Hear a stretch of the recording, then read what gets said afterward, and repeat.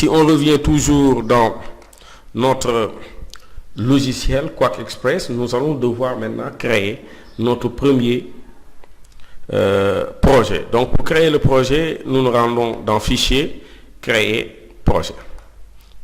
Donc là, je vais l'appeler, je vais donner déjà un nom à notre magazine. Je l'appelle Magazine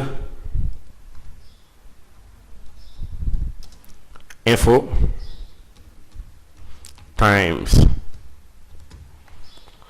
En mode papier, j'ai pas besoin de mode de mise en page unique. Par exemple, je ne suis pas dans le cadre d'un CV. Là, ça supposerait que mes pages se suivent les unes après les autres, maintenant de façon verticale. Là, moi, je veux créer ce qu'on appelle un magazine, donc je dois cocher page en regard. Et là, j'autorise autoriser les pages impaires à gauche. Là aussi, chose assez normale. Je ne coche pas bloc de texte automatique. D'autant plus que ici, on sera plus sur un élément bien designé. Peut-être dans le cadre d'un ouvrage, si on devait faire la mise en page d'un ouvrage où il n'y a que du texte, peut-être le mettre en bloc de texte auto ne serait pas aussi gênant. Donc là aussi, si vous regardez une chose qu'il faudra expliquer sur les marges, tant que page en regard n'est pas coché, l'intitulé même de la partie gauche et de la partie des marges droite change de nom. Il suffit tout juste de cocher pour les avoir en intérieur comme en extérieur. L'extérieur, bien sûr, va représenter la partie reluire, quelque chose qu'il ne faut pas confondre maintenant. Souvent, les gens ont tendance à les mélanger un tout petit peu.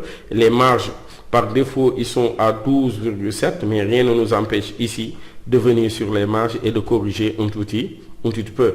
Là aussi, pourquoi pas sur les marges de droite, mettre 13. Donc, les colonnes vont nous servir tout juste de repère. Ici, on n'est pas obligé de les changer. On les laisse à une colonne. On aura l'occasion, bien sûr, en designant, de vous montrer comment diviser votre document en colonnes. La gouttière aussi, là, je l'ai changé. J'aime pas les virgules. Je l'ai changé à 4 mm ou bien au lieu de 4,200 et quelques, qui est la valeur par défaut. Et là, je valide par OK. On vient de créer, bien sûr, ici, notre premier document, pour ne pas dire notre première page. Je vais dézoomer ici, CTRL-. On n'a qu'une seule page pour le moment, qui est la page 1. La première chose qu'on va devoir faire, on est sûr que si on a besoin d'un magazine, forcément, on aura besoin de plusieurs pages. Donc, qu'est-ce qu'on fait? On va aller dans Page, Insérer. On insère combien de pages? Là, j'insère 8 pages. Après la page 1, tirée de la maquette A. Attention.